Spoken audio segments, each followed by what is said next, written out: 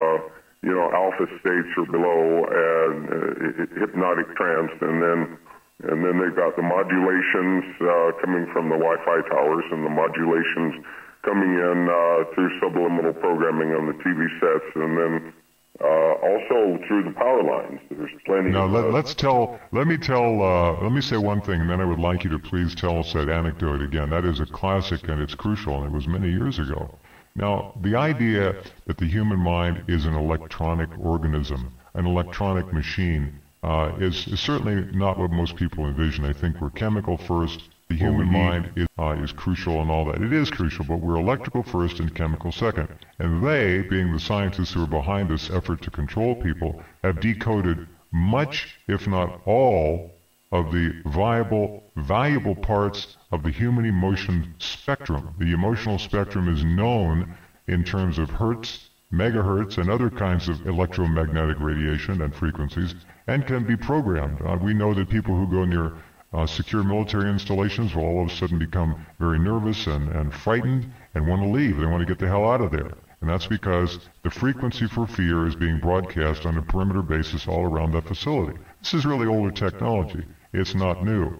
Now, what Pat just said is critical. We all know about cell phone towers. We know about the Gwen towers. We know about satellite applications of electromagnetic fields. We know about the HARP program to pump up into the ionosphere tremendous amounts of electronic energy and then use that to beam back down specific and selected frequencies which can affect small groups or large groups of peoples and populations. But there's another main platform, a main venue, that these kinds of frequencies are actually placed into the human mind at very close range, and it's called the power grid. And Pat was the first one that I ever knew to figure it out. So tell us that story about how those nice, friendly 60 hertz wires in your walls and your 60 hertz powered electronic devices in your home can have a dual purpose at the very least. Well, John Lilly was a good friend of mine. We worked together for the Navy on dolphin projects, and John Lilly developed technologies for bypassing the mechanisms of the human brain that resist programming. And he developed, I'll tell it this way. My friend Adam Trombley was also a friend of John Lilly's, and he was in Hawaii looking at the power grid, and there are signals coming in the power grid that have some ultrasonic waveforms and certain wave shape, and so Adam was looking at this grid on the power line, and I was. He went over to Lilly's lab, didn't he? And there was a screen showing a waveform. Wasn't that the way? Lilly walked into to Adam Trombley's house, okay. And Adam Trombley had the waveform up on the screen. Oh, I see. And John said to Adam, he said, "Oh, you know about my waveform?" And Adam said, "What are you talking about?" And then Adam said, "No, this is coming in on the power grid." And then John Lilly said, "Oh, so that's what they're doing with my waveform, the Lilly wave." And if you Google the Lilly wave, you'll find just one reference to it. But basically, it's a waveform that enables you to bypass the resistance of the human mind and program the brain. And you can transmit fear, you can transmit any emotion, any kind of information you want on the Lilly wave. And basically, Adam had discovered that they're using it through the power grid, and subsequently I've been all over the country, all over the world, and measured these things, and apparently there are black boxes in the power companies that produce the Lilly wave, and they're associated with, Homeland Security or whatever. And basically these devices put ultrasonic waveform pulses riding on top of the regular 60 hertz wave. And they are mind control waves, and they're coming into everybody's house.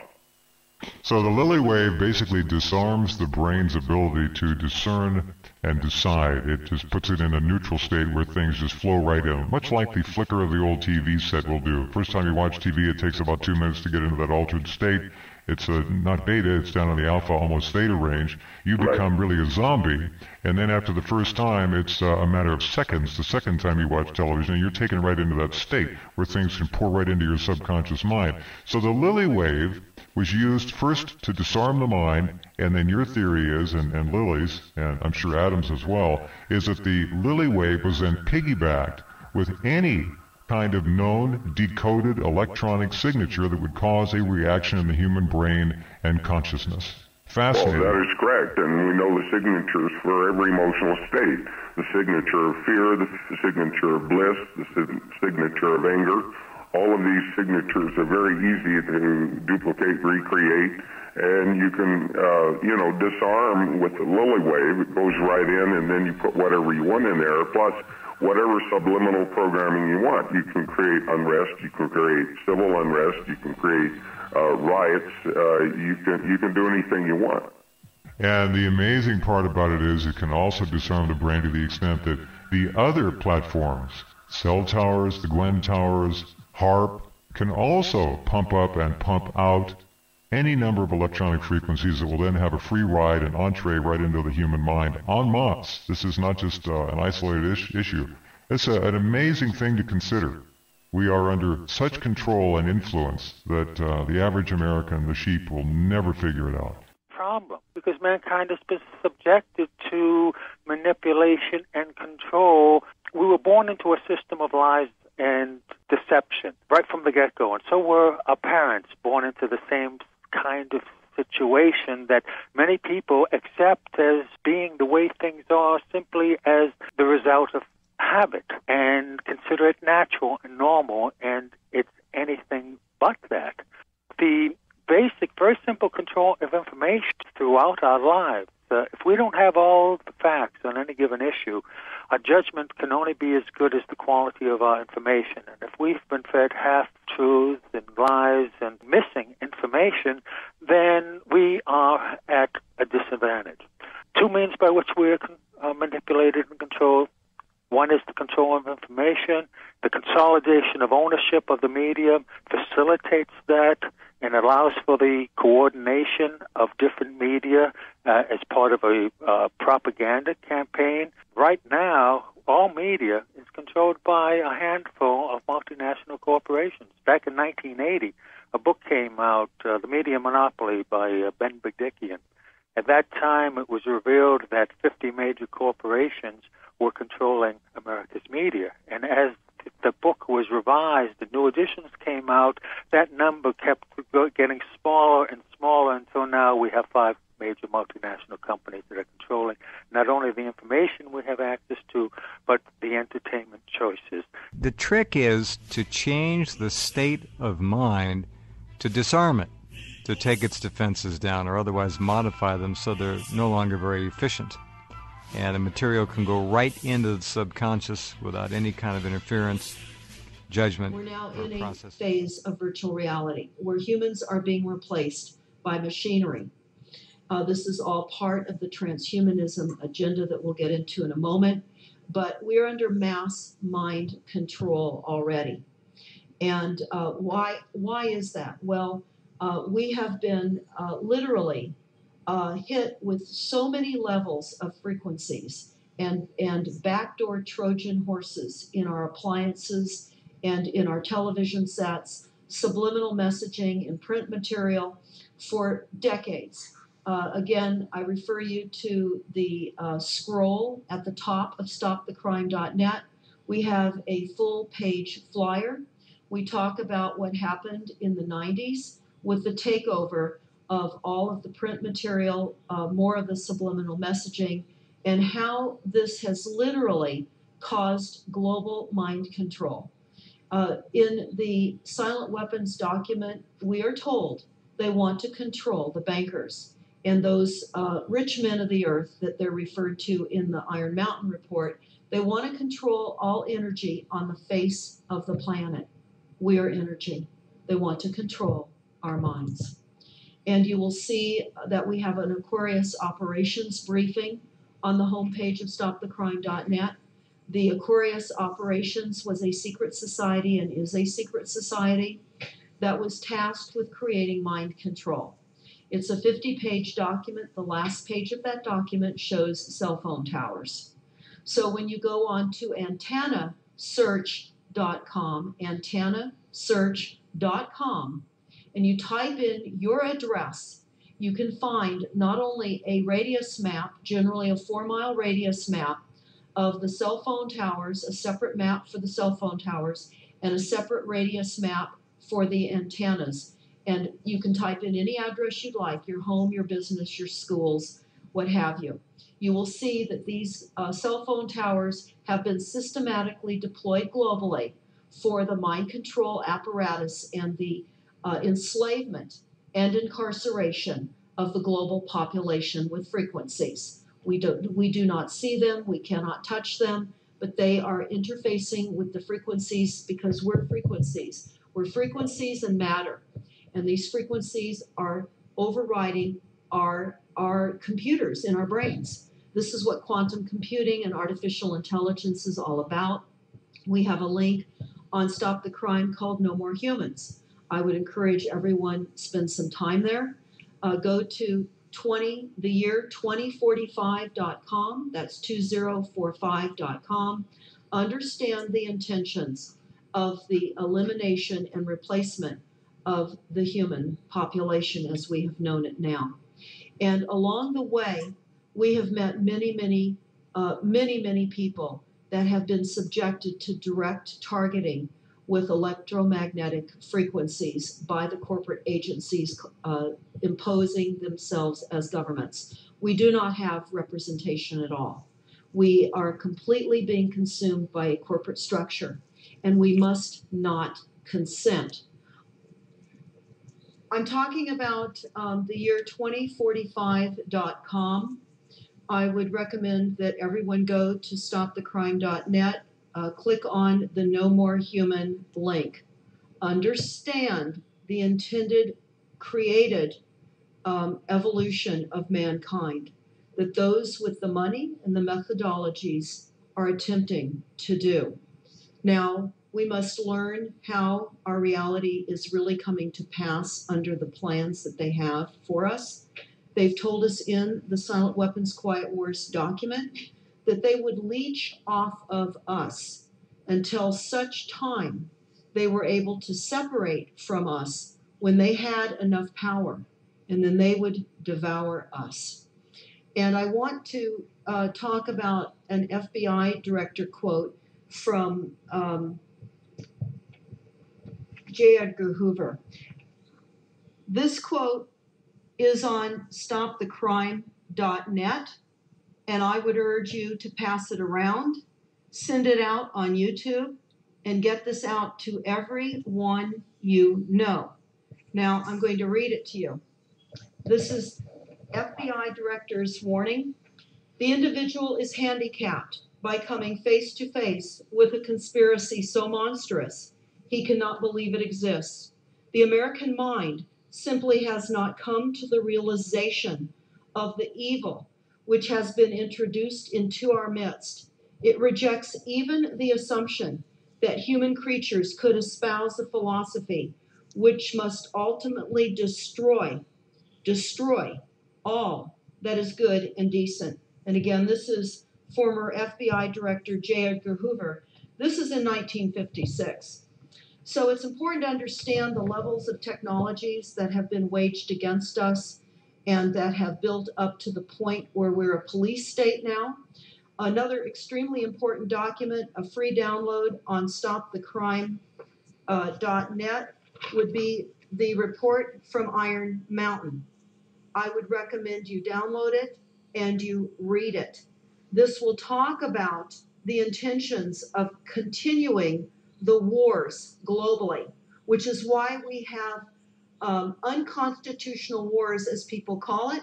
Well, we don't have a constitution. It's important to understand that. That's why I've recommended you read The Great American Adventure, Secrets of America, but also read the Iron Mountain Report, because Kennedy warned us only 10 days before he was assassinated that there was a monolithic, ruthless conspiracy set to conscript every aspect of our lives, politically, scientifically, military, civil, every aspect of our lives that has come to pass. Now it's up to us to become educated. It's up to us to understand so that we can create as safe a communities as we're able to in this time of massive, massive betrayal. Is the media and entertainment responsible for perpetuating a rape culture? Yeah, I think the media is responsible for perpetuating a rape culture. And, you know, I mean, it's profitable for the people at the top who run the rape culture, you know, who run it, and, you know, they profit from it, and to say otherwise would be a big fat lie. But so, you know, they don't want any kind of power shifted away from the way they have it set up in a very hierarchical manner with, you know, women's free labor at the bottom, largely slave labor, at the bottom of that big pyramid. You've been a Hollywood insider for so long, yet you've been vocal for so long. I mean, how challenging is it to see your colleagues across Hollywood lacking for the Obama administration when they have so much power and influence that they could single-handedly shape the dialogue when so many people are watching them? Well, I think that, you know, this is a culture of fear, and nobody's more afraid than people in Hollywood. They're afraid that they'll drop out of the top, you know. They're afraid that they'll drop from the bottom of the pyramid, maybe to the middle of the pyramid. But, you know, they're the ones, Hollywood is the one that keeps all this power structure and all this culture of racism and sexism and classism and genderism and all of it in place. They continually feed it, and they make a lot of money doing it. And they do it at the behest of their masters who run everything. So, you know, they're not going to get brave enough to do that. I mean, I think that there aren't many of us who are brave enough to do that. And I'm just, you know, I'm lucky that I can do it, and I feel that I do it on behalf of many people in Hollywood, too. I go to Hollywood parties, or, you know, occasionally I go to Oscar parties and things like that, and people, big stars, people will grab me by the arm and take me aside and say, "I just want to thank you for the things you say." And it blows my mind, but that's the culture. It's a culture of fear for sure. You know, and it's a big culture of mind control too. MK Ultra mind control rules in Hollywood. If you don't know, Google that and look into it. Well, we've talked about Operation Mockingbird, MK Ultra mind control stuff from, I mean, this goes back decades and decades. But Roseanne, I mean, do you know people have been blacklisted? I mean, is it just kind of a self-censorship in Hollywood, or do people actually get edged out if they are too much against the grain?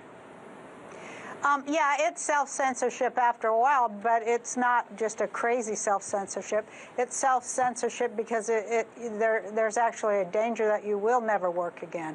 And people know it. Everybody has friends that it happened to, that maybe you said too much, or maybe you were too vocal on unpopular issues. And it's funny because it doesn't matter if 2 years later, I find this a lot, that 2 years later, those unpopular issues become very mainstream. They still don't forgive the first person who does it. And that's kind of been my story there. When you're first, you're you know, going to be vilified, despite the fact that 2 years later everybody's saying what you said. You're still going to be vilified because you dared. And you know, like they say, the Chinese, you know, the Chinese have a myth or a saying that says the nail that stands up is hammered down, and that's how it is here and everywhere in the world. Right. You know, you don't really want to put yourself at odds with people who decide your future and pay, you know, for your work. But sometimes you have to. And I was very lucky that I had a successful show that made me a lot of money, and so that I can do that. And I feel that I owe that to the people I came from, to say those things that maybe they can't say because they're afraid they'll be fired, or they're afraid even that they'll be put in jail or whatever. I'm going to do it because why not? Were people I had known for over 10 years who had been kicked really, really hard by the establishment and stood up and dusted themselves off and maintained their ethical line and their direction. So we brought him in to talk about mind effects. And Ben Eastland actually was pretty interesting. and what he said is that when he went to DARPA, and he knew Tony Tether on a first-name basis, he was running DARPA at the time, and most of the directors, and when he went around and sort of talked to them about mind effects, what he said to me is, when I asked him to come to the conference, he said, well, on a scale of 1 to 10, 10 being the least interesting, 2-3 years ago I would have said no. He said, but now it's a 1 or a 2 because as he went through DARPA, nobody was laughing anymore. They take it very seriously. I mentioned I have a website. There's some DARPA documents there that deal with this subject that are unclassified. We have probably 700-800 pages of documents there, materials there, and that stuff's all free. I encourage you to go there. It's earthpulse.com, EARTHPULSE.com. So the mind effects issue became important to me and was important prior to getting involved in this work. And I want to talk about some of the things that, these are just to remind me so I don't forget. This book, Between Two Ages, this is Zbigniew Brzezinski. Many of you remember him. He's one of the founders of the Trilateral Commission. He was National Security Advisor to Jimmy Carter when he was President of the United States. This book was written when he was at Columbia University back in the early 1970s. What's important in this book from my perspective is if you read it today, it's a history. It's not a forecast. It talks about what would happen as a result of technologies from the Americas, Africa, Europe, Eastern Europe, Asia. If you read it today, it is so right on in terms of his predictions. And some would say it wasn't a prediction, it was a conspiracy. If you're in his shoes, it was planned. We already talked about that. But it did happen. Okay, now on page 54 to 56 of this book are some really important things. And there were some observations, some quotes from an earlier publication called Unless Peace Comes, which was published in 1969. And in that there was a chapter called How to Wreck Your Environment, which this is before Earth Day, 1969. So people were still thinking in that frame. And as I said earlier, even conservatives in Europe are awake enough to realize you can't destroy this planet without destroying yourself. And I appreciate all of that. But what he said, what he quoted was a guy named J.F. Gordon MacDonald. MacDonald was a science advisor to Lyndon Johnson. He was a professor of geophysics at UCLA. And what he said is if we could ever figure out how to electronically stroke the ionosphere in just the right way, we could return a signal to the Earth that would manipulate the behavior of populations over huge geographic areas. Now, what was important about that is in 1969, when he made that quote, and in the early 70s when it was re-quoted by Brzezinski, the technology, as far as we know, didn't exist. HAARP provided that way to electronically stroke the ionosphere in just the right way. Now, going back to this slide, this is a high-frequency transmitter that, through primary and secondary effects, can actually cover 16 decades of frequency, everything from very low frequency to visible light.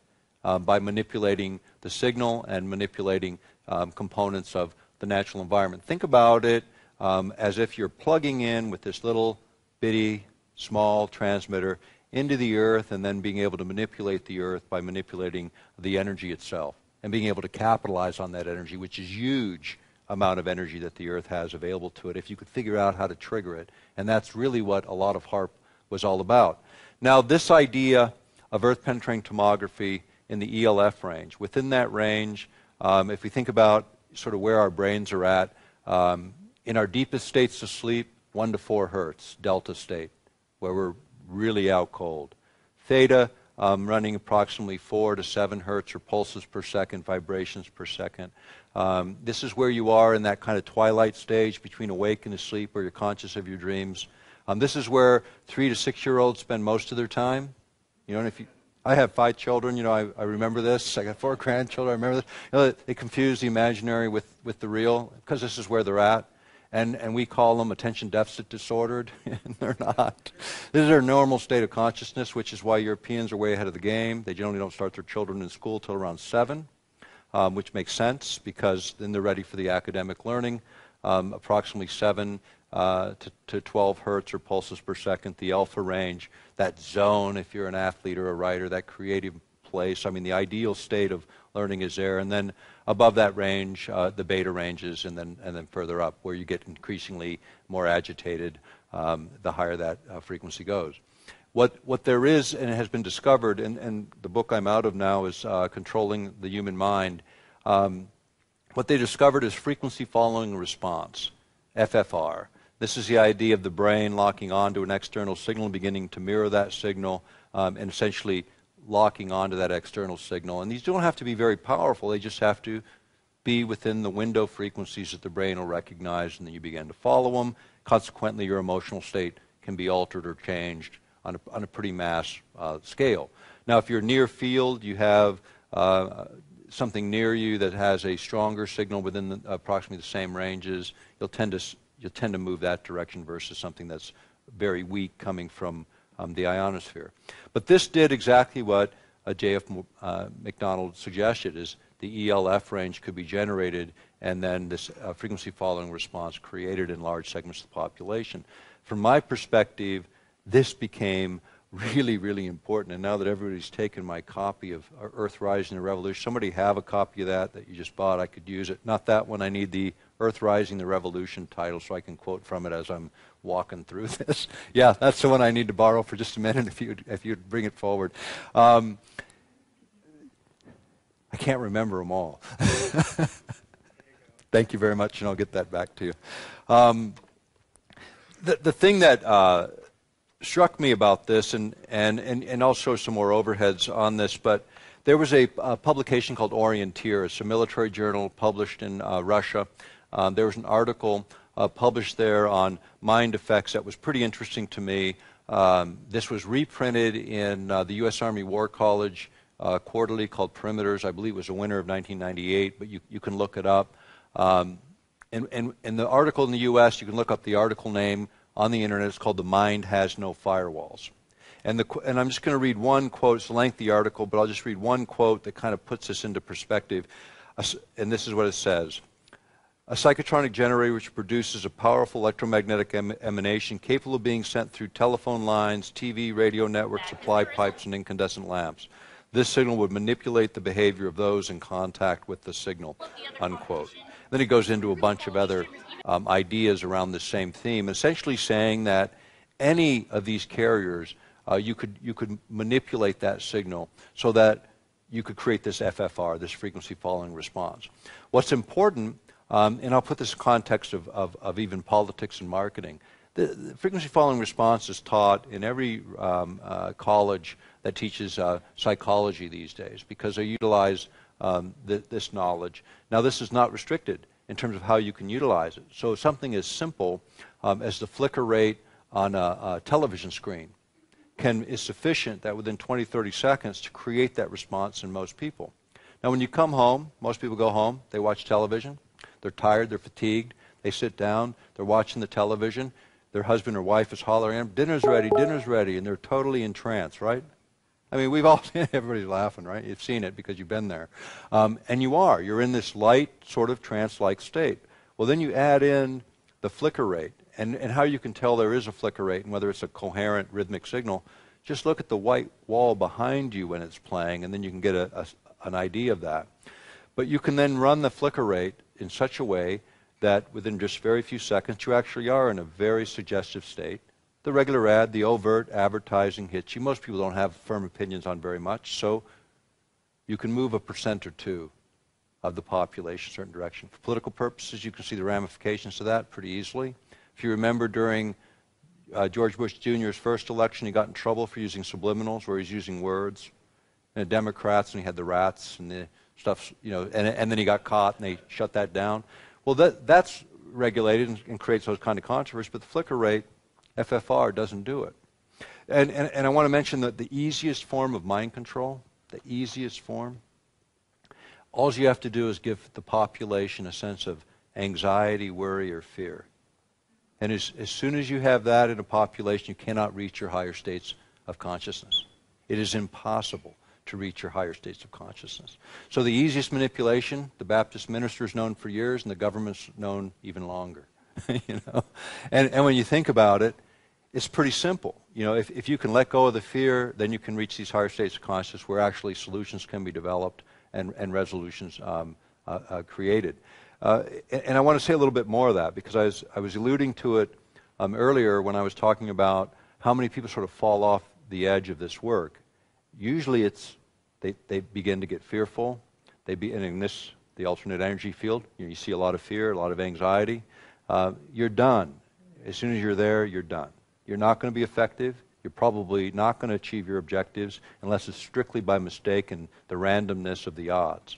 That is the adversary. And I think as we step into each thing that we do, we should only step into what we know we can do. Do that first. The next thing reveals itself. You know, have a general direction. Do what you know absolutely in your heart and in your mind you can accomplish. You'll do it with confidence. You'll do it fearlessly. And people have asked me, aren't you afraid? Aren't you afraid? No. The answer is no. I never have been. And the minute I am, I stop this work because then I've gone beyond the capability that I believe I can achieve. And I think all of us have to start to think about that because the fact is if we're in fear and anxiety, we cannot function in the way that we were designed as human beings to function. Paramecia, the single-celled organisms, swim around by using little cilia, little hair-like protrusions all over their bodies, which wiggle in a coordinated way to allow them to swim. They control this wiggling by using electrochemical channels. We can take this channel over by applying electric field to the water that they're swimming in. The paramecia will swim towards the negative end of that field. So what we have here is a stand with a little well that can hold some paramecia, a mount for a webcam, and all of that is linked to an Arduino, which lets us send a controlled electrical current to 4 electrodes mounted on the stand. So first, let's take some paramecia and add them to our stand. We can then take a cheap brain sensor from a kid's toy, hack it so that the output of the brain sensor goes to the Arduino. So now, when we put the brain sensor on and wire ourselves up, we end up with mind-controlled microbes. Right now the paramecia are swimming around more or less randomly because there's no electrical current flowing. But the way things are set up, if I concentrate really hard, then with the power of my mind alone and with a little help from an Arduino, I should be able to will them to move up to the top of the screen. Let's see how that goes.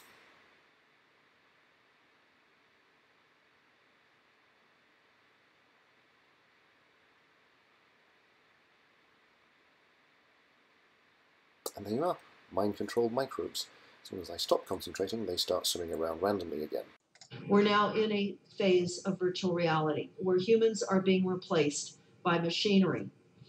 This is all part of the transhumanism agenda that we'll get into in a moment, but we're under mass mind control already. And why is that? Well, we have been literally hit with so many levels of frequencies and backdoor Trojan horses in our appliances and in our television sets, subliminal messaging in print material for decades. Again, I refer you to the scroll at the top of stopthecrime.net. We have a full-page flyer. We talk about what happened in the 90s with the takeover of all of the print material, more of the subliminal messaging, and how this has literally caused global mind control. In the silent weapons document, we are told they want to control the bankers and those rich men of the earth that they're referred to in the Iron Mountain report. They want to control all energy on the face of the planet. We are energy. They want to control our minds. And you will see that we have an Aquarius operations briefing on the homepage of stopthecrime.net. The Aquarius operations was a secret society and is a secret society that was tasked with creating mind control. It's a 50-page document. The last page of that document shows cell phone towers. So when you go on to antennasearch.com, antennasearch.com, and you type in your address, you can find not only a radius map, generally a 4-mile radius map of the cell phone towers, a separate map for the cell phone towers, and a separate radius map for the antennas. And you can type in any address you'd like, your home, your business, your schools, what have you. You will see that these cell phone towers have been systematically deployed globally for the mind control apparatus and the enslavement and incarceration of the global population with frequencies. We do not see them, we cannot touch them, but they are interfacing with the frequencies because we're frequencies. We're frequencies and matter, and these frequencies are overriding our computers in our brains. This is what quantum computing and artificial intelligence is all about. We have a link on Stop the Crime called No More Humans. I would encourage everyone to spend some time there. Go to the year 2045.com. That's 2045.com. Understand the intentions of the elimination and replacement of the human population as we have known it now. And along the way, we have met many people that have been subjected to direct targeting with electromagnetic frequencies by the corporate agencies imposing themselves as governments. We do not have representation at all. We are completely being consumed by a corporate structure, and we must not consent. I'm talking about the year 2045.com. I would recommend that everyone go to stopthecrime.net, click on the No More Human link. Understand the intended, created evolution of mankind that those with the money and the methodologies are attempting to do. Now, we must learn how our reality is really coming to pass under the plans that they have for us. They've told us in the Silent Weapons Quiet Wars document that they would leech off of us until such time they were able to separate from us when they had enough power, and then they would devour us. And I want to talk about an FBI director quote from J. Edgar Hoover. This quote is on stopthecrime.net, and I would urge you to pass it around, send it out on YouTube, and get this out to everyone you know. Now, I'm going to read it to you. This is FBI director's warning. The individual is handicapped by coming face to face with a conspiracy so monstrous he cannot believe it exists. The American mind simply has not come to the realization of the evil which has been introduced into our midst. It rejects even the assumption that human creatures could espouse a philosophy which must ultimately destroy all that is good and decent. And again, this is former FBI Director J. Edgar Hoover. This is in 1956. So it's important to understand the levels of technologies that have been waged against us and that have built up to the point where we're a police state now. Another extremely important document, a free download on stopthecrime.net, would be the report from Iron Mountain. I would recommend you download it and you read it. This will talk about the intentions of continuing the wars globally, which is why we have unconstitutional wars, as people call it. Well, we don't have a constitution. It's important to understand that. That's why I've recommended you read The Great American Adventure, Secrets of America, but also read the Iron Mountain Report, because Kennedy warned us only 10 days before he was assassinated that there was a monolithic, ruthless conspiracy set to conscript every aspect of our lives, politically, scientifically, military, civil, every aspect of our lives. That has come to pass. Now it's up to us to become educated. It's up to us to understand so that we can create as safe a communities as we're able to in this time of massive. Obama was being questioned on this in an interview when the report started to come in with Norah O'Donnell of CBS News. She asked about this incident. Let's take a look. Mr. President, it appears there's been another mass shooting in California. What do you know? Well, we don't know that much yet. It's still an active situation. FBI is on the ground offering assistance to local officials as they need it. It does appear that there are going to be some casualties. And, you know, obviously our hearts go out to the victims and the families. The one thing we do know is that we have a pattern now of mass shootings in this country that has no parallel anywhere else in the world. And there's some steps we could take, not to eliminate every one of these mass shootings, but to improve the odds that they don't happen as frequently.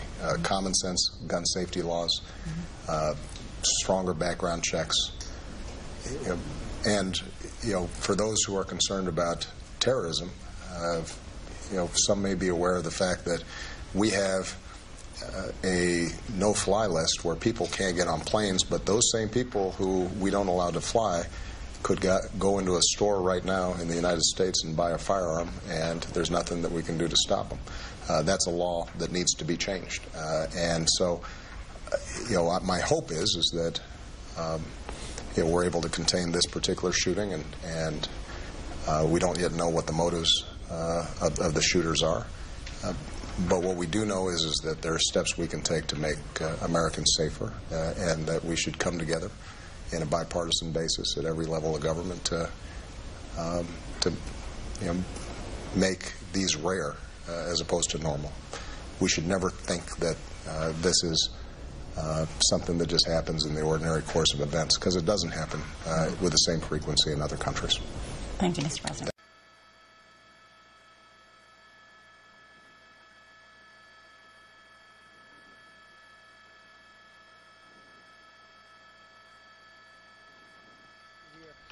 Pete, we just heard Jim Kavanaugh reference it, and we've been talking a little bit about this surveillance video for folks who might just be joining us. Bring us up to speed on precisely what we've been able to glean from that video so far. Well, this is one of the reasons the police chief is saying that there could be other shooters involved, because you see someone in a military uniform drawing a weapon, and there's other indications on the tape that that person may or may not have fired a weapon. What's difficult here is that you can't tell from the video whether this was a law enforcement person, a military police officer responding to the shooting, or whether it is, in fact, someone who was doing shooting himself. So I think for that reason it cannot be ruled out. That's why the police chief says that she wants information from anyone who can explain what it is the police see on video, what they've heard from witnesses. So in terms of witnesses, the FBI and the police have a huge task ahead of them now. They're interviewing hundreds of people. They may be interviewing as many as 400 witnesses who were on the scene today where the shooting happened. It's still, we believe the shootings happened inside this building, although we still keep hearing reports that there were victims outside the building as well, that the shooting may have started out there. But that could be because of this surveillance video. We have been told that the victims were all inside Building 197, primarily on the 3rd and 4th floors. So there's only one confirmed gunman, and authorities say he's 34-year-old Aaron Alexis of Fort Worth, Texas, that he had just recently began working as a civilian contractor for the Navy. That could be his connection to the facility, but what his motive was is a long way from determined. We know that he entered the building using another man's ID card. Someone who had been working at the Navy Yard would have recently either been demoted or discharged. Police arrested that person whose ID he used at his home in the Washington area and were questioning him, but the initial reports we have is that this is just a coincidence, that the ID badge that he used is someone who had recently been discharged or demoted or lost security clearance or no longer had access to the building, but that was within just a few days ago, so the badge was still considered good. It apparently hadn't been deactivated in the system. The person still had the badge, but that's a question very much under investigation, is was there their connection. The initial word seems to be no. 2015, 6015, if you're Freemason. Fuck. Let's get down to business. Mass shooting tracker. Did you know that? There's a mass shooting tracker on the internet now. Here it is. I'll leave you a link to it. They have raw data files from 2013, 2014, 2015, and they record all mass shootings. And what they call a mass shooting is any shooting that is over 4 victims. And no, they don't have to be all dead. They just record any shooting over 4 as a mass shooting. Don't ask me why 4, but I guess, 4 is the magic number for a mass shooting. So anyways, all known mass shootings in 2015. In America, there were a total of, that's a long list, isn't it? Yes. 200, look at that, 296 mass shootings to date. The year isn't over yet. I'm sure you'll hit the 1 a day mark by the end of the year. But yeah, every day of the week there's a mass shooting. You had 17 shot in Roseburg, Oregon the other day at that community college, of course. Oh, Baltimore, Maryland had 5 shot just the other day. Another 4 shot in Inglesboro, Florida. 5 shot in Chicago, Illinois. That's a daily occurrence, we all know. Look at that. There's another 5 shot in Chicago, Illinois. But just to show you that, okay, there's a lot of these shootings going on. And they're all over the place. It isn't just one area. I mean, LA, what's that? Missouri, I guess. Fuck. All over the place. Indianapolis, Florida, LA, Minnesota, Fargo style. Chicago pops on here pretty much. North Carolina. Washington, D.C. Ooh, 5 in the Freemasonville. Denver, Colorado, Las Vegas. Someone didn't get their moolah. But you can see it's scattered all over the place. Long Beach, New Jersey, Michigan, Tennessee, Georgia. Yeah, it's, Texas, New York. So it's spread all over the place. It isn't really concentrated in one area except for Chicago, Illinois. But the mass shootings are occurring, and 296 of them pretty much tells you that they're occurring at 1 a day rate on average down there in the old USA. Now, are they all hoaxes, people? Are these all hoaxes? Every one of these shootings? Is this all a hoax? Because it sure the hell seems to be a hoax to some of the channels on ScrewTube, especially those channels like Professor Doom and Red Pill Revolution, aka Truth Radio Asshole, and Jeff C. and all those guys, Repress Reset Earth and all that, all pushing the Alex Jones hoax bullshit, really. But statistically, America's been averaging a mass shooting a day for a very long time. It's just that you don't investigate it. So there you go. It's all the proof there. All the people that are shot and killed, I'm sure, are all recorded, and their death records are all out there. So it's definitely not a hoax. So you could take it for what it is. But all you people out there pushing the hoax, you got something coming your way. You're all going to be totally exposed. Really, you are, for pushing disinformation.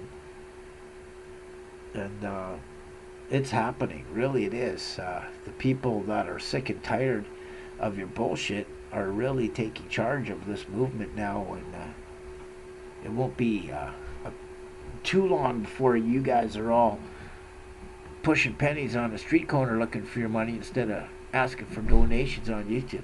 Hell War News. We're out. Hello, I'm a whole lot of Glenn, aka Hellwater Fire. This is Hell War News for November 2nd, 2015. If you are a Freemason, fuck. Let's get down to business. Mass shooting, San Bernardino. Oops. Yes. Oops, I called off my mass shooting alert one day early. Oops, my apologies. Maybe I should have kept it going a bit longer, but I thought it was over. But again, it wasn't, and there it is. San Bernardino. And the first one interviewed at this mass shooting is, of course, Freemason, Brother Lacrosse. Oh yeah, Brother LaCroix there. Was the first one interviewed on the scene. There you go. Apparently his son was inside the building at the time. And the funny thing is they got a text message from his son inside the building. And on Hell Wars here, we're going to read this text message to you, and we're going to show you a little bit of something that's a little peculiar. The first thing being a Freemason, Paul Lacroix, or whatever his name is. Here, let me verify that name for you. Yes, Freemason Paul Lacroix says his son was inside the building at the time, and he actually had a text message on his cell phone. Let's read that text message right now. There we go. We pull up the text message on Hell Wars here. Just let me expand this window a little bit here, make it a little bigger for you all to see. Get some details in here. Alright, let's go. Here's the actual text message. This isn't actually, I'm not sure who this is from, but this is one of the text messages, and it says, Dad shooting at my work. He shot people in the office waiting for cops to catch him. Prayer for us. Yeah, pray for you. Yeah. It'll go down. He is. Cops on way. I am, but we are locked in an office. Cops, SWAT helicopters, everything, rifles. And you can see that's the text message. Now, this isn't one of the texts that was sent from Freemason Paul Lacrosse's son to his phone. This is just an example of one of the texts. But there's something peculiar about this text. And there you go. Inside you see an officer holding, it's an AT something, ATI, AT. Doesn't look like an F, but it's AT something. Officer holding the text message. You think the person who got the text would be holding the text message, not a cop, as you can see in the reflection of the phone glass in the text message. It's some kind of police officer or law enforcement holding the cell phone. Incredible. So already within, couple hours of this incident happening, we have the first one interviewed as a Freemason, and a cop holding a cell phone. In one of the pictures, as you can see, the reflection of the police officer in the glass of the cell phone. So this treason shit is getting a little ridiculous. Hopefully you people see the light. I'm going to keep investigating this San Bernardino mass shooting and see how many more Freemasons come out of the woodwork. As usual, I'm out of here.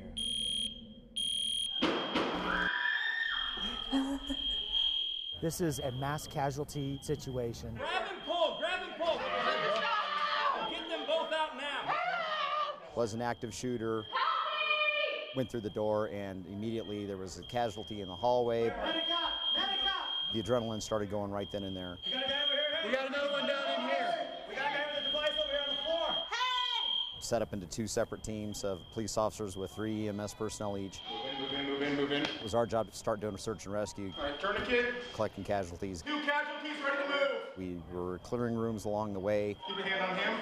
Stay down. There was mass casualties in an ICU. I need a medic when I can. Possible suspect with a gunshot wound. Medic up! Medic up! We started getting the walking wounded out as quick as possible. We're good. We're going out. As soon as everybody was cleared out, It's all clear. we formed up again and headed back out. Coming out! Some of the best training ever.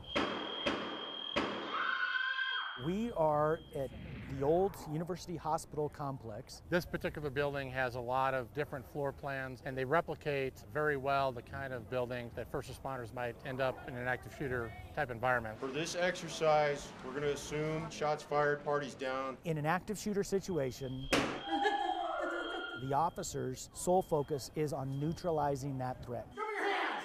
Show me your hands now!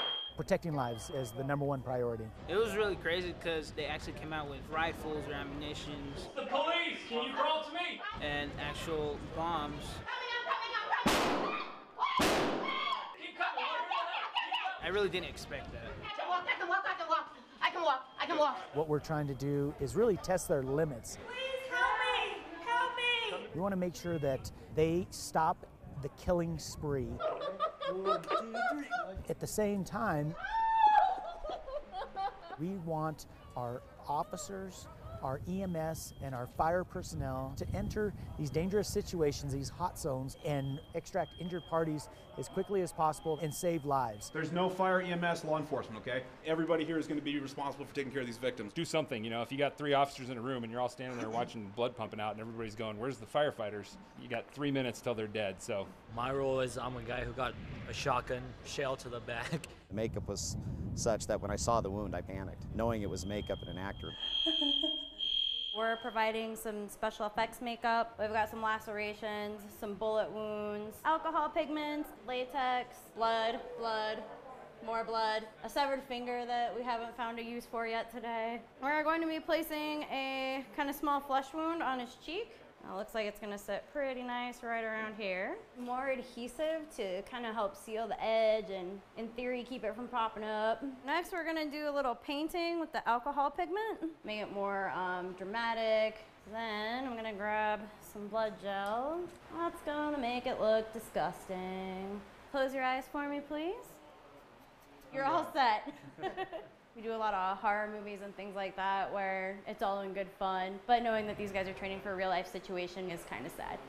Police, can you come to the sound of our voice? You see a lot of mistakes. I mean, there's a lot of mistakes, but that's good because you remember those. Do we have any more medics coming? I think the biggest mistake that our team made, we spread ourselves way too thin, too fast. I've got 3 more victims in here. Got to a point where we were outside of a room of casualties without paramedics and we stalled. Help me! Do something! We have one here that's still bleeding. No! One here. No pulse. Can you hear me? No pulse. No pulse. Once we got on the other side of that door, it was like, God, I wish we didn't wait. We got 3 people who have to wait 5-10 minutes for a tourniquet to get put on. We're dragging out dead bodies. You could see the arterial bleeding, and it wasn't going to stop until you did the right first aid, so we shouldn't have stalled. We should have went in there right away and did what we could have done. That's going to be one of the lessons that I've learned out of today. Drop the gun! Drop the gun! The exercise is critically important. Do we clear the right? To bring 50 different agencies from across the metro area together. To wrap around? Really, this is about preparedness. Jones. Leclerc. You have to With you. Get the training. Go. And then practice that training. There's a device inside of room 378. It's not a question of if, it's a question of when. We got a hostage situation here. When it does happen. Is it this one? If you're not even somewhat prepared, Police! Hey, step out! Step out! Step out! it's really going to be a soup sandwich for you. So Step out! if we don't do this more often, Nobody's going to kill you if you do what you're told. we're going to lose those skills that we get taught. Yeah, now we got the Coast Guard sweeping the area for his potential landing here. I get word that they may not even land here at the airport. They may go over to the high school. I guess they got it cleared away. And hey, did you hear reports of gunmen being at the high school, sir? No. You didn't hear that? No, I heard he was going to land at the field at the school. Yeah, well, you didn't hear? Some guy went by in a loudspeaker saying that they had Secret Service or whatever set up over there already? Haven't heard anything about it. How long you been here? I've been here all morning. No, the guy just went by 10 minutes ago. I missed it. Okay. Are you aware this is a government operation? Oh, yeah. How much were you willing to talk about? I'm not. Huh? I'm not. All right, brother. Hey, thanks for being here. What do you think about our sheriff? Are you from here? I am from here. Yeah, same. He's an upstanding guy. Yeah, well, I did a video yesterday. Did I give you a card? Yeah, I am. I did a video yesterday. It's pinned to the top of the page where it shows with the UN documents that this is a type of stuff that they would definitely do.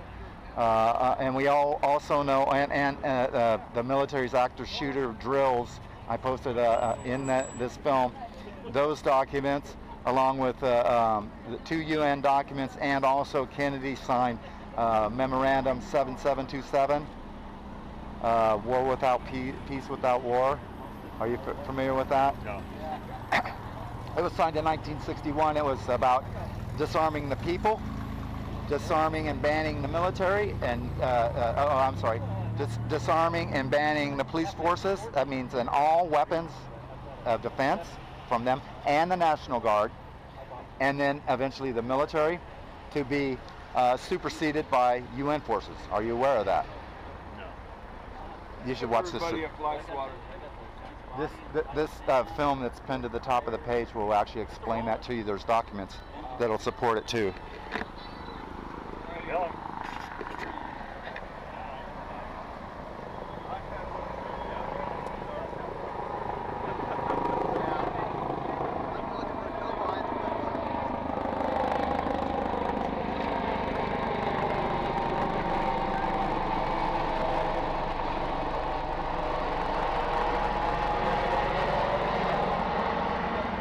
They're sweeping the area. I don't know if they're going to land here or not. I got word earlier that the high school may already have the Secret Service snipers and all that posted up on buildings. That's what a guy said earlier, going by with the bullhorn. Obama hasn't landed yet, but it looks like there's 2 vehicles in the sky just down north of us, which I'm pointing the camera at right now. Meanwhile, right overhead we have the U.S. Coast Guard, and we have 2, I'm not sure what they are from here, if they're helicopter or not.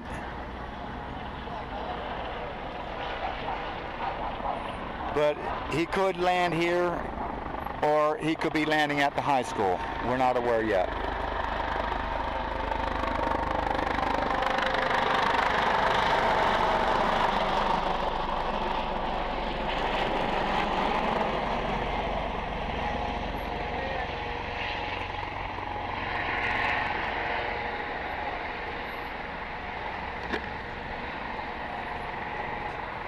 Oh, wow. Hey, do you know what those vehicles are?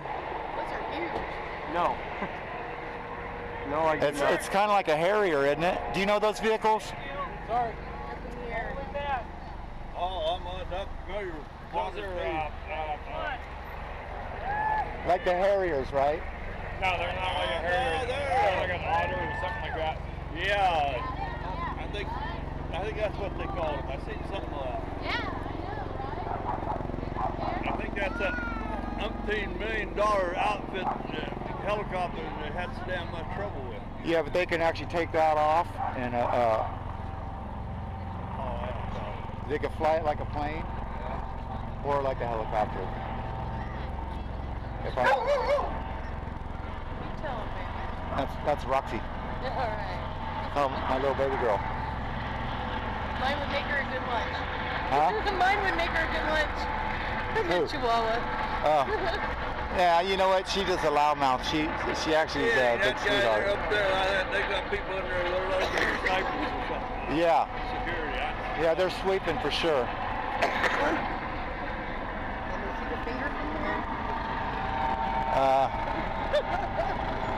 I don't care about those guys. Where'd the other two go?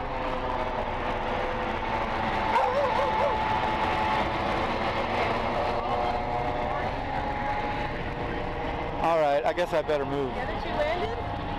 What? The other two landed? Yeah. Can you hold that for me? Absolutely. Let me make sure I got. Better bring out batch of stuff. Good. Okay, thank you, sweetie. Are you from here? Yeah. Oakland? What's your name? Arana. Hey, are you aware of this? What's your thoughts on this being a government job? Oh, absolutely. 100%? Absolutely. Yeah, it's revenge. It's revenge because. Oh, you know something? I actually did a video, and that's exactly what I said. It's retaliation. Well, their train massacre, and now they're paying for it because we've got one in the hospital now too. Beautiful. That's where you'll see my videos and articles posted on. Around. Thanks. Here, well, I'll give you more. Share the videos. You'll like them. I guarantee you. Thank you. Thank you.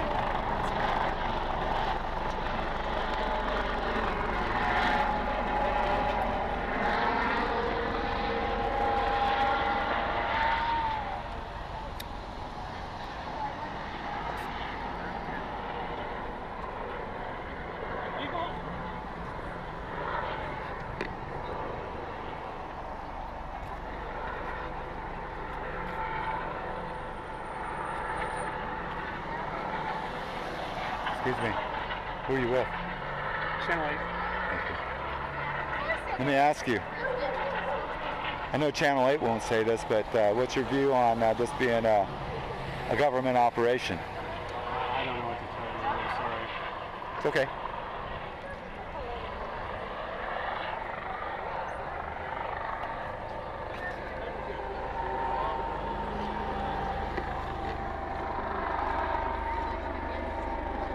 They have to.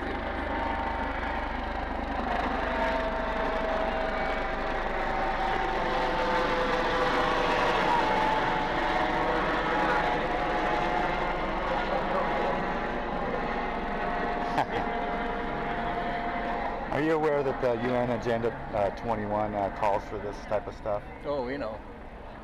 Do you believe that this is a government operation, start to finish? Would it surprise you? I don't know. I know that group right there is a federal progressive political organization. Which one? One in the black. That's Move On. Oh, is that right? Yeah, that's sponsored by George Soros and people. Oh, well, you know, that's a political group right there. You do know that he was behind Ferguson. Well, that part I don't know. I just know Hey, that's a political group. Listen to this. They protested him because he refused to pay them.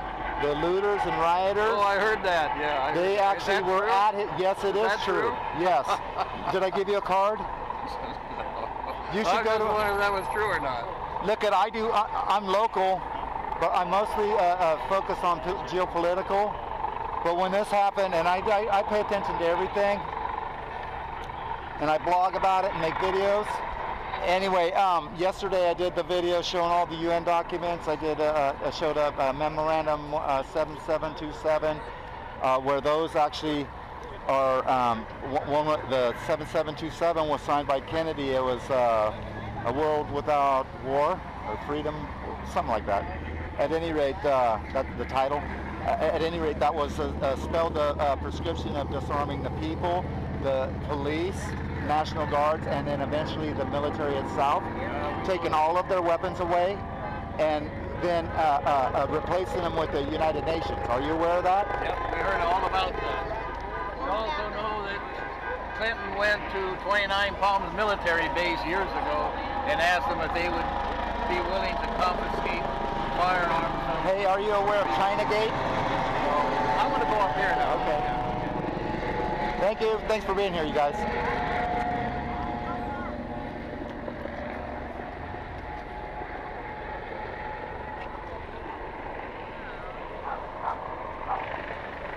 How are you? Where'd you ride from?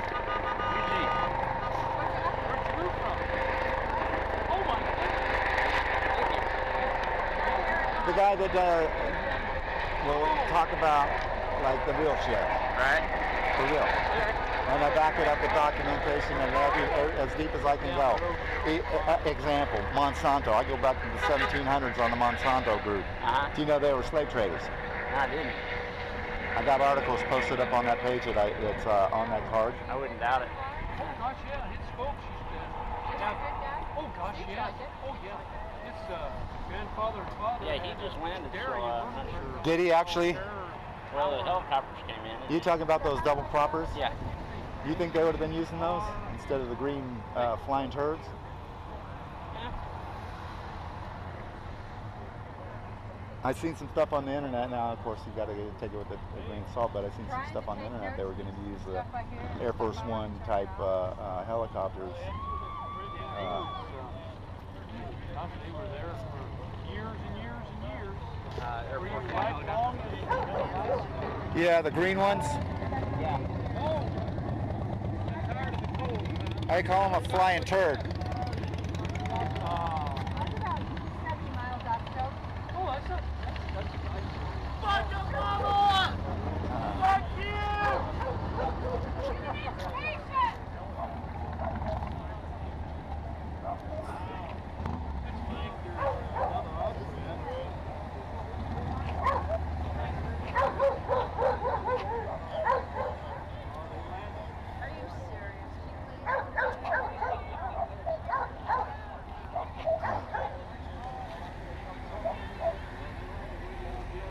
My dog's talking shit at Obama.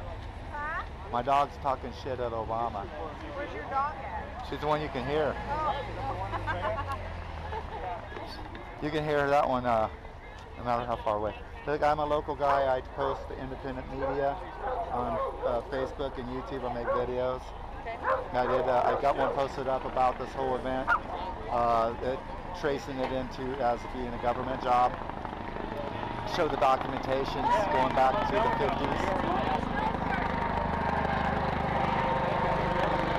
Showing the documentation that goes back to the 50s.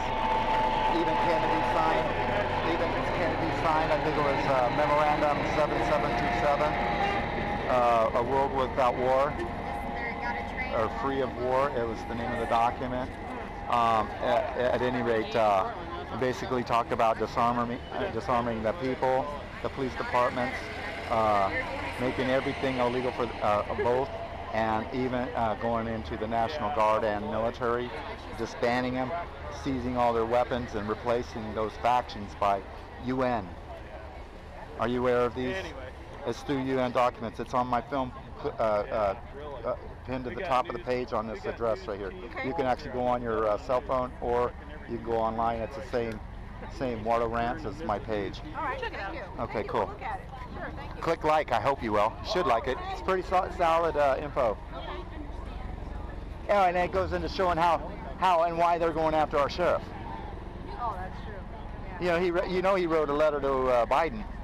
No, I did not. Yeah, he told Biden basically Biden he's not going to go along with this gun confiscation stuff. That letter's also in the clip where you can actually read it. Okay, I will. Thank you. Okay, thanks, ladies. Thanks for being here. Thank you. See you later. Yeah, my boy said he's in Eugene. So we're read history. Shot history. You want to take over the people, you take away their guns.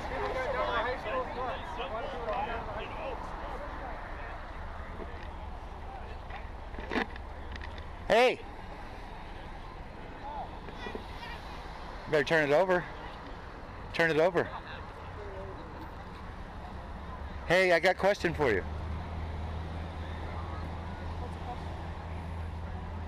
Would you be in, what would you think if you were told that this was a government event? We already figured that much. Yeah? Are you local? No. Where are you from? Cheshire. Where's that? It's past Junction City. North? Eugene. Oh, past Eugene. Good. How many miles to drive? About 70.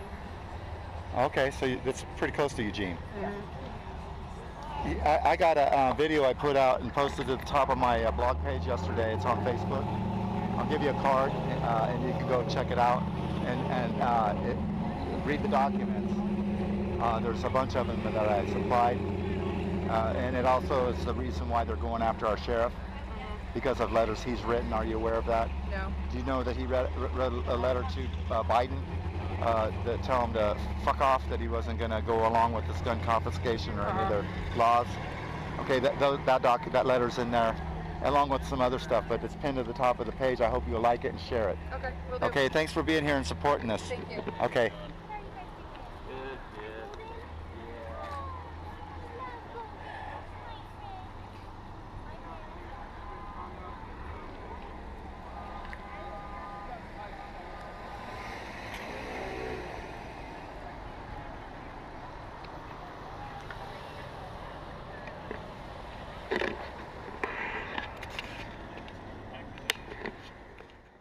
Do you wear glasses? Do you have long red hair? Some people might consider you to be evil looking. She's evil looking to me. You know, she's got these glasses and that long red hair. So to recap, Brenda Spencer is evil looking because she has glasses and long red hair, and she's just creepy. For them, this 16-year-old girl is still a frightening figure. She's evil looking to me. You know, she's got these glasses and that long red hair. She's creepy. But apparently she shot at children and killed some adults, and this child was hit with a bullet in her wrist and it didn't shatter any bone. It's one of those skin selective bullets. Just laying there dead. The bullet that went through her wrist didn't harm anything. It didn't hit the bone, or we're just praising the Lord. You're lucky. So terrified. It was a very, very horrific. I'm just watching I Don't Like Mondays. Apparently that's the motive for America's first school shooting at Cleveland Elementary School in San Diego. Not to be confused with the Cleveland Elementary School shooting in my own town of Stockton, California in '89. No. This is the Cleveland Elementary School shooting in San Diego in '79. 8:30, 9:15, give or take. It just didn't seem real at the time. I must have gone in. It just didn't seem real at the time. Even the cops aren't really running. Is that supposed to be actual footage? 9:15, give or take. It just didn't seem real at the time. I must have gone into some sort of shock because. Oh no, now they're talking about guns. I guess we need to ban all the guns because everybody likes to use them for school shootings.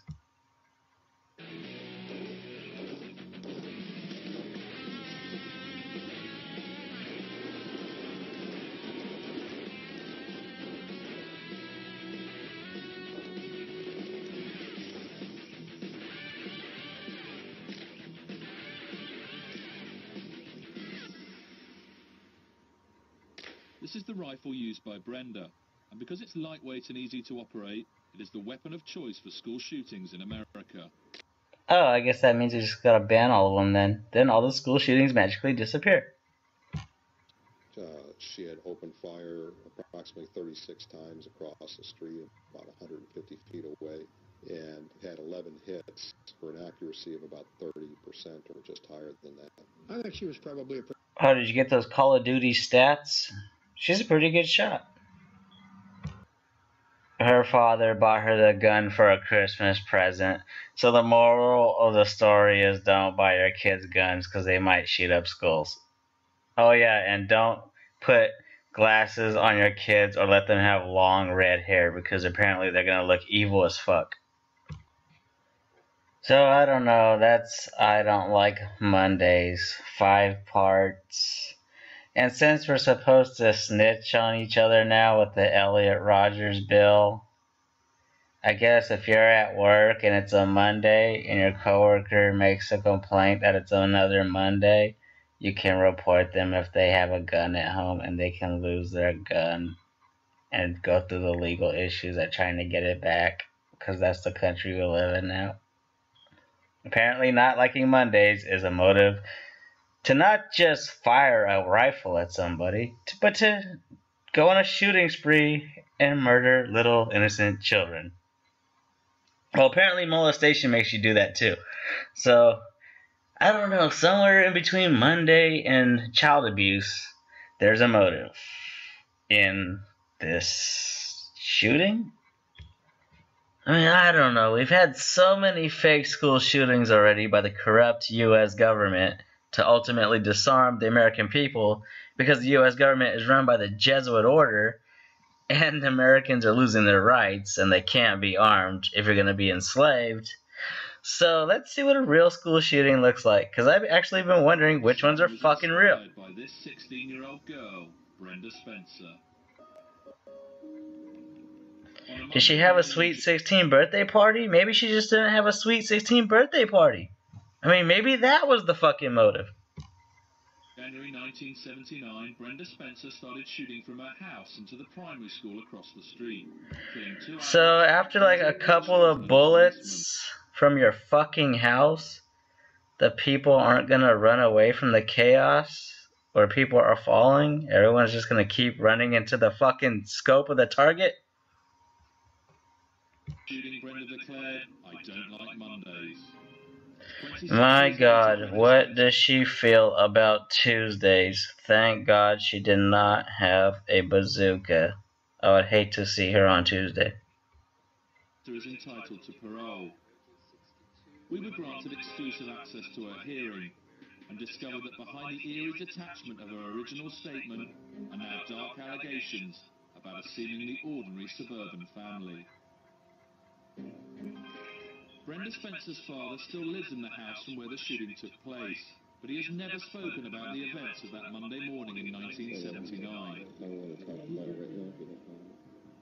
Brenda's estranged mother has now broken her silence and told us that she thinks her ex-husband is responsible for the events of that morning. I feel that her father should be where she is and not her. Did you get that? It's her father that belongs in prison, not her.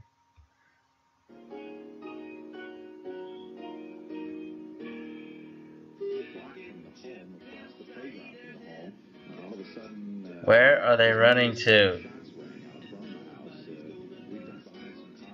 Are they exercising?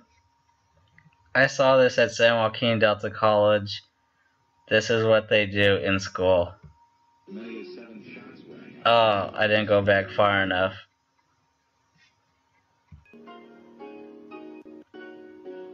I wonder if the policemen like Mondays. Oh my God, what if the policemen don't like Mondays and they start shooting each other?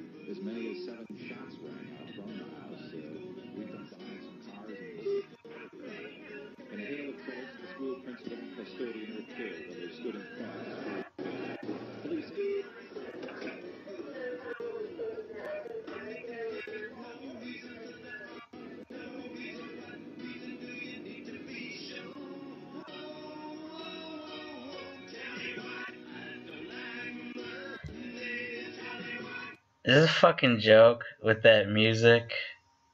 I mean, I understand the song came later because she said she doesn't like Mondays. Is it really appropriate to... Is this actual footage or is this a recreation? I mean, this sounds like a complete fucking joke. I mean, the whole documentary, who edited this thing? Who directed it? They're fucking insane.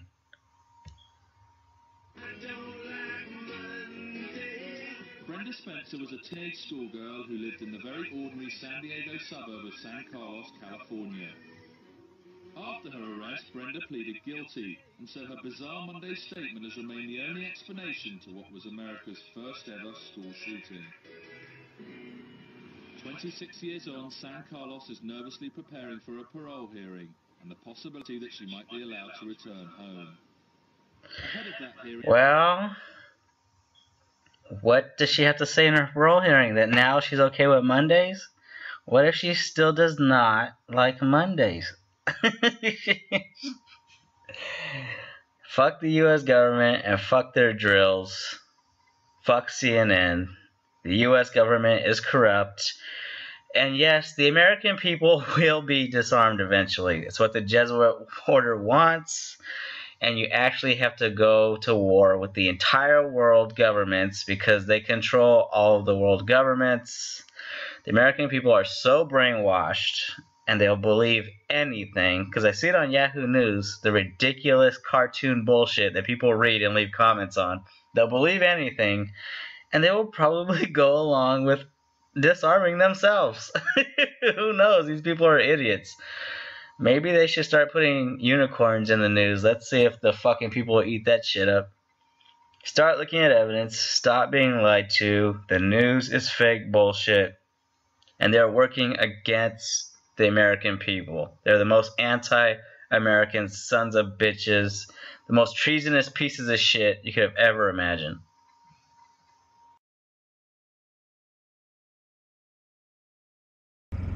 All right, Dave Champion here. I want to talk to you about what that asshole fucking cop did in South Carolina. That fucking deputy, what's his name, Ben Fields. What a fucking piece of shit that asshole is. But you know what's worse, way worse than Ben Fields? What's way worse is all these fucking Americans who are supporting him. Now, there's a lot of good Americans, don't get me wrong, who are condemning the fuck out of this.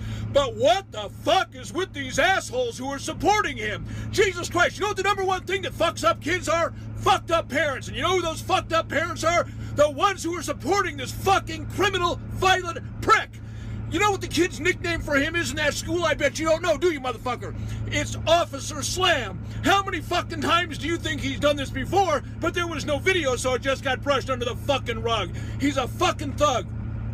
Now, where else do we say to somebody, I told him a couple times, and then I fucking slammed his face into the concrete? We do that in fucking prison. You want your fucking schools to be entrusted, your students, your loved ones to be treated like fucking inmates? What fucking morons are these? And what authority did he have to lay his hands on that girl?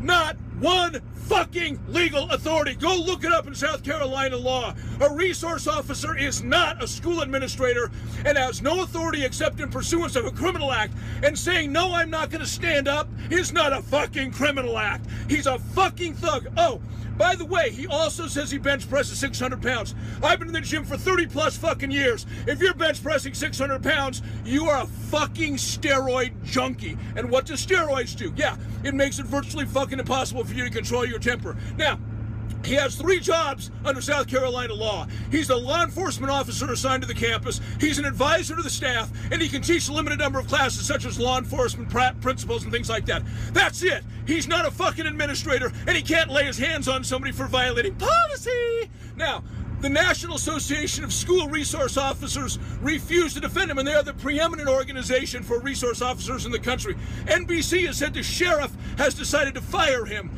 and the school district, the school in which he worked, said his conduct was reprehensible and outrageous. So who the fuck are these cocksuckers who want to defend a violent thug beating up kids? Unfucking believable. If a Liberal farmer deliberately put a fox in his hen house in order to enforce farmyard diversity and bring about a multi-agricultural utopia, who's guilty of killing the hens, the farmer or the fox? In the wake of the Islamic murders in Paris, shouldn't we be asking this question? Just who are the murderers here? The Muslims for carrying out the commands of their prophet, or the Western politicians who invited these medieval barbarians into our liberal democracies?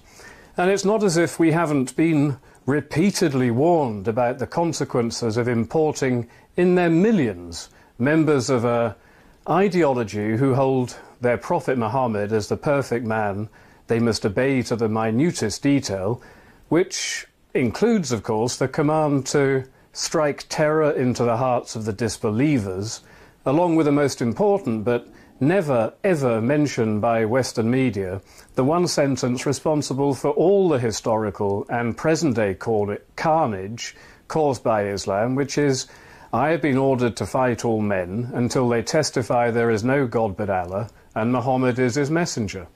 No matter how many Muslim atrocities are carried out, this one simple edict is airbrushed out of existence. British Home Secretary Theresa May recently stated the Paris murders had nothing to do with Islam.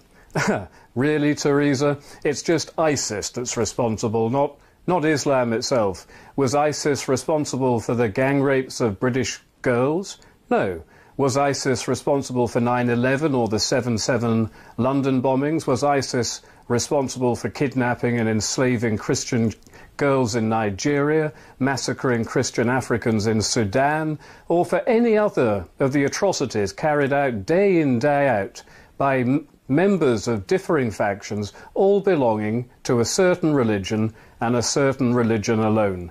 And whether it's Muslim men with a desire for gang-raping underage infidel girls, or Al-Qaeda, or Boko Haram, or Janjaweed militias, there's just one common denominator. They're all Muslims, and they're following the commands of their prophet to wage eternal war against the disbelievers until we submit to Allah. Why is this so difficult for the mainstream media and traitor-class politicians to understand? One of the best explanations of insanity is believing in a delusion and repeating delusional actions in the hope events will turn out against all rational expectation. Why are we importing so-called refugees from Muslim lands, the vast majority of them males of military fighting age, when ISIS has already stated they will feed 5,000 jihadists into the West? And in Britain, we've already allowed 450 known jihadists back into our country from Syria.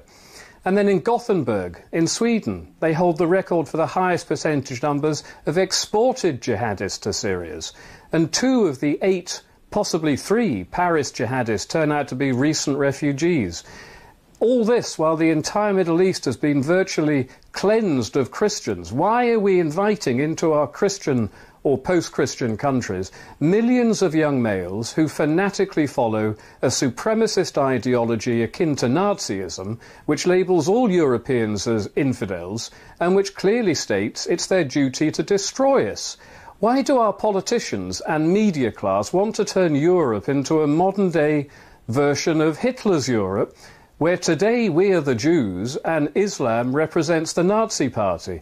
And why do they continue to ignore reality and maintain Islam is peaceful, and it's those who refuse to recognize this lie are labeled as Nazis? It's insane. It is totally insane. It's a group insanity of unprecedented proportion, and it's our death knell. It means the violent end of Western civilization within a bare few decades. And enforcing this delusion, enforcing the idea that Islam is a religion of peace and we have a duty of care to strapping young male Muslim immigrants, is more than just delusional and insane. It's a betrayal of everything we stand for in the West. And it's our politicians who are responsible for this crime against humanity. They are complicit in the Paris murders, and they will be complicit in every future murder carried out by Muslims in the West. And believe me, there will be plenty more murders. In Britain, our security services have stopped at least 7 planned Islamic atrocities over the last 6 months alone. Yet still, we continue to import potential murderers from one of the most violent Western-hating countries on the planet. And when the inevitable happens, as it will, we will have our own version of Paris, and our politicians will be shocked, again, as will our media.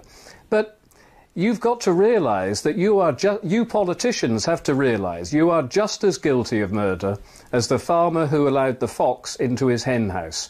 And you need to start becoming aware of what's in store for you. You know, what the left would describe as right-wing parties are on the rise all across Europe. And this is an entirely predictable, natural and moral response to the apparent desire of the current political class to obliterate us as a people and a culture. These politicians should start to feel very frightened. They really should. They've committed treason, and they have committed a crime against humanity. If a single Muslim immigrant is allowed into the West after the recent events in Paris, then Obama, Merkel, the entire EU Commission, Peter Sutherland, the UN's chief migration officer, Hollander, Cameron, Blair, Straw, and the rest of the traitor class can only expect to face prosecution in the very near future. And this is not an idle threat. You will reap what you have sown, and you can see the future in the unstoppable rise of Marine Le Pen or Geert Wilders or the Sweden Democrats. So you politicians need to make a decision very quickly. Do you want a quiet life today by betraying your countries and cowering before Islam? Or will you finally stand up and confront the most savage, barbaric, supremacist and violent ideology of political Islam, which masquerades as a religion? And I don't really envy your decision. The second essentially means social disorder, but the first means that you will be tried in the future for crimes against humanity. And I think we all know the decision you're going to take, and I cannot wait to see our traitor class of politicians in court well before 2025. If you continue to import people who tell us they wish to murder us, then you are all just as guilty as the Muslim who pulls the trigger, or just as guilty as the farmer who puts a fox in his hen house.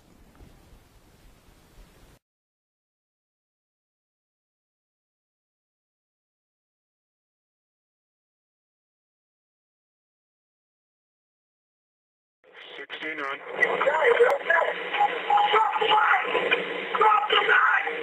shit, I got a knife on board. I'll get it back.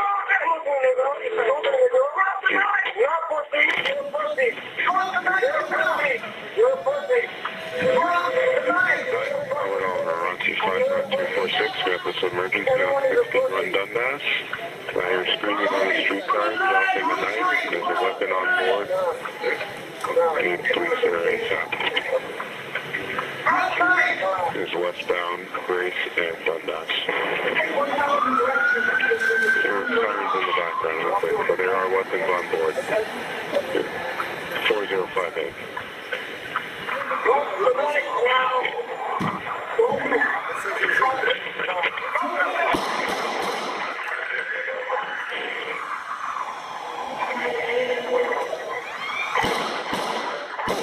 There's gunshots.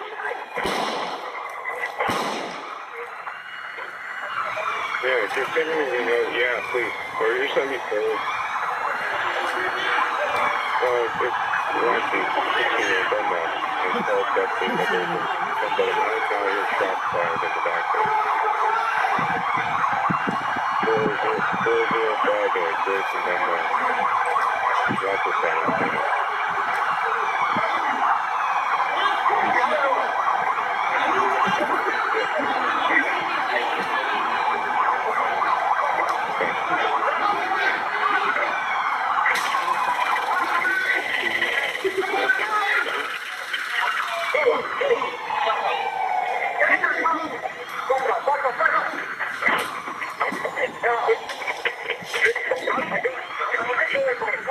Can you connect to that violence or reports? One question that I think is pretty good to answer. Okay. Maybe you can answer it, maybe you can't. Okay. But when I did a search today, I found that none of the victims were actually in the obituaries. Is there any reason that can you speak on that?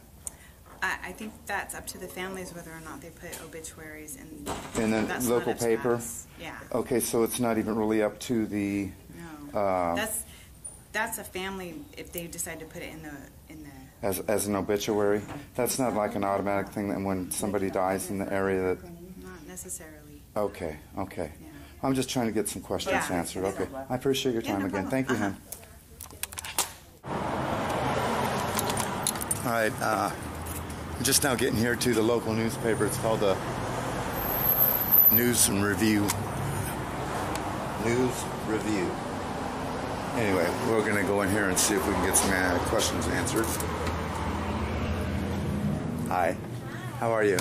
I need some help with something, if you don't mind. Okay. I am filming. I'll let you know. I'm not necessarily that it's important. Huh? Are you filming me right now? Well, I don't have to film you. Oh, okay. I can point it away, but I'm doing a story. I need some help. I have questions, and I'd like to talk to whoever's in charge and handles the obituaries. Oh, okay. Her name is Erica. Can I possibly get a word with her? Absolutely. It'll take maybe a minute or whatever. Okay. So you need to film her? Oh, it's part of a story. Okay. I don't have to get anybody's face on, I have to wear nothing plastery. It's not what I'm about. It's more about to get the information. Okay. You can ask her questions, but I don't think you can film her, if that's okay. Well, I'm going to record. I need the at least the audio, so I got it pointing. What is that for? Are you the lady that I need to speak with? I'm her running supervisor. Okay. Yeah. Well, I need to know. My questions basically are to her. Okay. But if you're the editor, I'm the advertising manager, and obituaries is revenue, and that falls underneath me. okay. So I'm her supervisor. So maybe you're the right person to talk to. Actually, Maybe. I'll give you my card.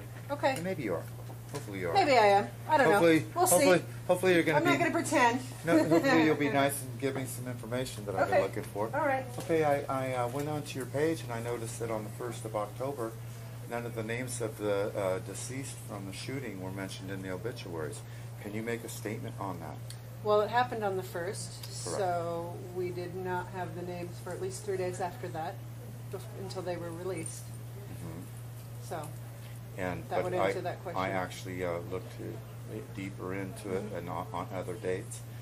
None of your dates for a week solid, actually none of them all the way to today's date, has any of the deceased been mentioned in the obituaries. So the death notices are submitted by either the family of the victim or the deceased, or the funeral home who is handling it. Okay. So those are the two ways that we get death notices in the paper. If somebody does not contact us and give it to us, it does not go in the paper. Okay. So sometimes when somebody passes away, they don't want it to be in the paper. So if they don't send it to us, then we don't publish it. Okay. Now, I understand that, and there's a lot of feelings about everything that's happened, and I'm not trying to make anybody upset or any way. I'm just looking at information. Yeah. I'm trying to stay neutral. Sure. And so I'm just following the lead. But I noticed that nowhere in any of the obituaries from the date of the incident till present, any of the names of the people that I'm looking at in my research are mentioned anywhere in the obituaries. And I was wondering just why. There's been a number of them that have run. Almost. In the news review? Absolutely. According to your website, I haven't seen any of them. Well, we can look at the papers over there and go look them up. They're all right there for you to look at. There has been a number of them that have run. I think all of them but one have run in the paper. Between the first and today? Yep. Yeah, and that's all up to the families. I understand, yeah. It's not up to us. As they come into us, we absolutely publish them. And to the best of my knowledge, almost all of them have been published now. Okay, well, I'll look harder. Yeah, you can, we save, if you look over here, there's like 6 months worth of papers here. It starts with the newest. No, wait, that will all be in your website too, correct? Sure should I be. can grab it off the website. Yeah, you sure can. I appreciate it. What's your name? Shannon. Shannon, can I have your card? Yeah, I'll get you my card. Thank you.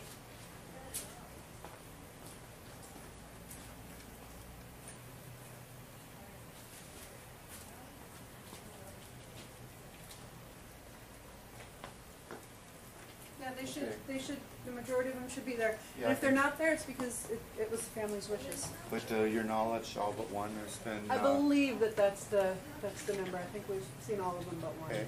Yeah. Well, thank you so much for your time. You're welcome. Good luck. Very good. All right. Going to do the baby? Yeah, pretty soon. How long? About 2 weeks. Oh, in 2 weeks? Yeah. Oh, wow. Boy or girl? Girl. Congratulations. Thank you. Okay. Thank you. Thanks, everybody. Okay, so I get back home and I go in deeper. We only have one person on our list of the deceased, and her name is Serena D. Moore, 44 of Myrtle Creek. She passed away on October 1st. It's a notice, but it's not conclusive, and I'm not going to sit there and toy with it. We're going to move on to some other things that are much, much more important. We're going to be talking about Oath Keepers, Sugar Pine Mine, which is also tied to Bundy Ranch, and the intelligence that I got on video interview with the miners. You need to listen to this. Listen carefully. I'll talk about it later. Show us. The thing that we've said to the BLM repeatedly from the onset of this discussion was produce some documentation showing it. That's all. Have you secured yourself from them coming out and harassing you?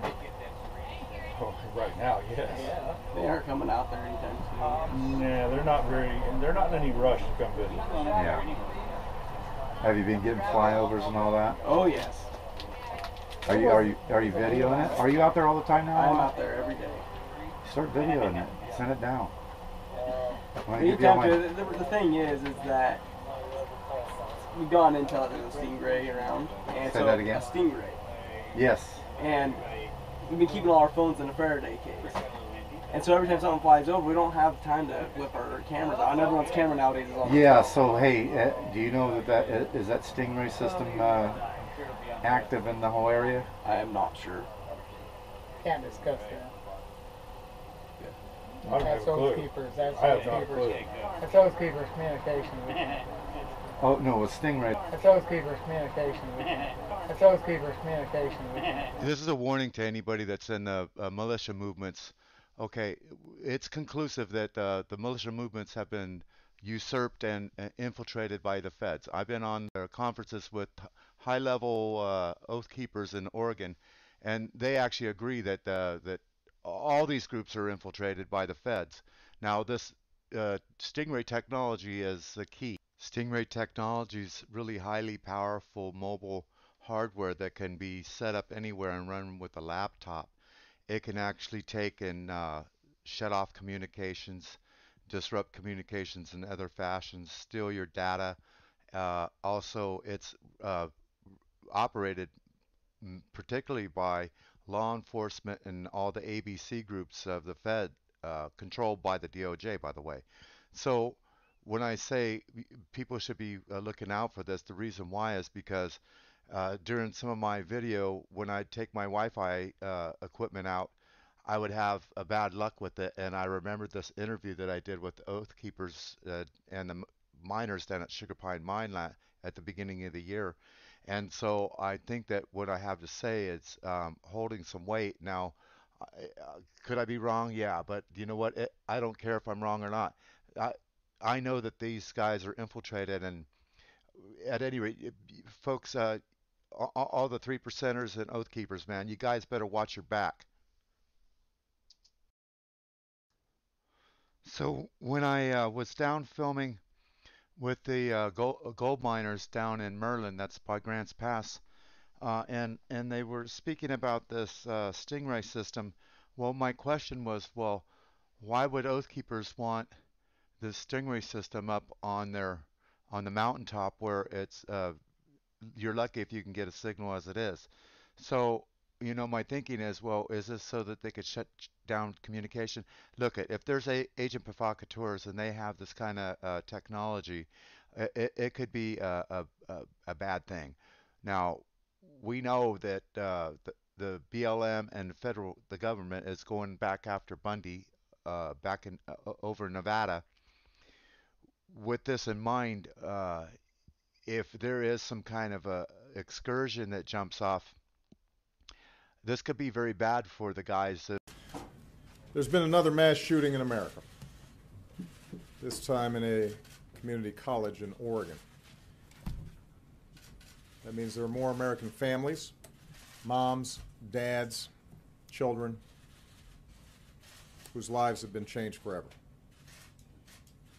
That means there's another community stunned with grief, and communities across the country forced to relieve their own anguish, and parents across the country who are scared because they know it might have been their families or their children. I've been to Roseburg, Oregon. There are really good people there. I want to thank all the first responders whose bravery likely saved some lives today. Federal law enforcement has been on the scene in a supporting role, and we've offered to stay and help as much as Roseburg needs for as long as they need. In the coming days, we'll learn about the victims, young men and women who were studying and learning and working hard, their eyes set on the future, their dreams on what they could make of their lives. And America will wrap everyone who's grieving with our prayers and our love. But as I said just a few months ago, and I said a few months before that, and I said each time we see one of these mass shootings, our thoughts and prayers are not enough. It's not enough.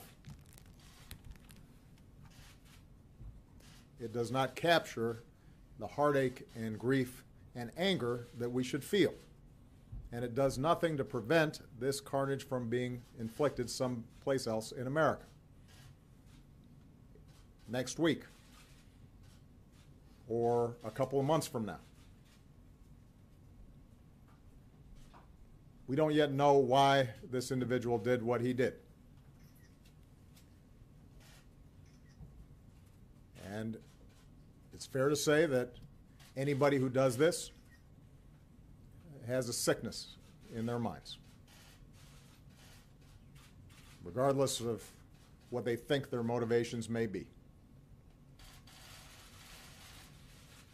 But we are not the only country on earth that has people with mental illnesses or want to do harm to other people.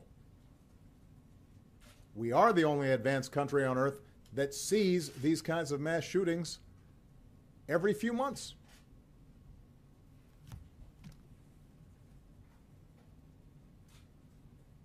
Earlier this year, I answered a question in an interview by saying, the United States of America is the one advanced nation on earth in which we do not have sufficient common sense gun safety laws, even in the face of repeated mass killings.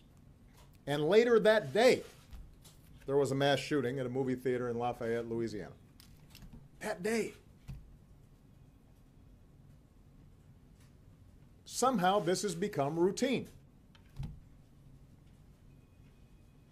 The reporting is routine. My response here at this podium ends up being routine. The conversation in the aftermath of it, we've become numb to this. We've talked about this after Columbine and Blacksburg, after Tucson, after Newtown, after Aurora, after Charleston.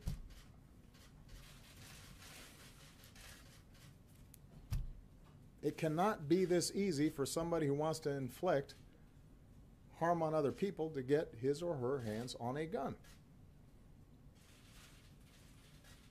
And what's become routine, of course, is the response of those who oppose any kind of common sense gun legislation. Right now, I can imagine the press releases being cranked out. We need more guns, they'll argue. Fewer gun safety laws.